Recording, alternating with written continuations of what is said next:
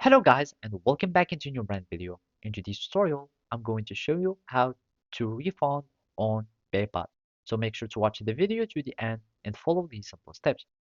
So basically, now we need just to go to this article or the sports article of PayPal.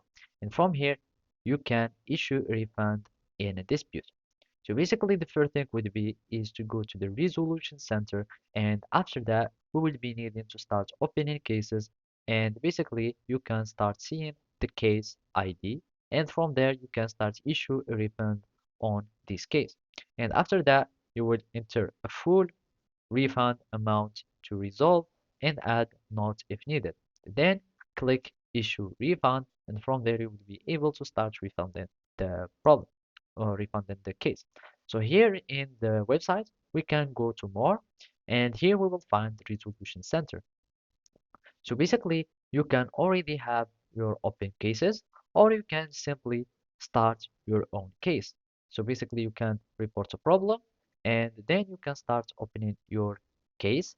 And basically, here you can,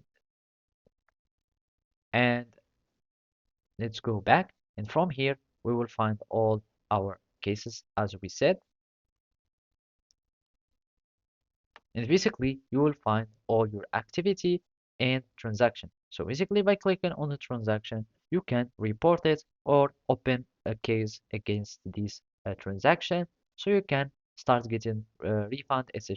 And then after, again, you will just need to go to the resolution center, and basically you will need just to issue refund on this case. So as you can see, you can just go to your open cases, and basically you will be able to see the case ID, and basically you can find also the reason, and from here you can start refunding on PayPal. So you can issue refund, and basically you can refund the whole uh, price or just part of it. So basically that's it. Thank you for watching and see you next time.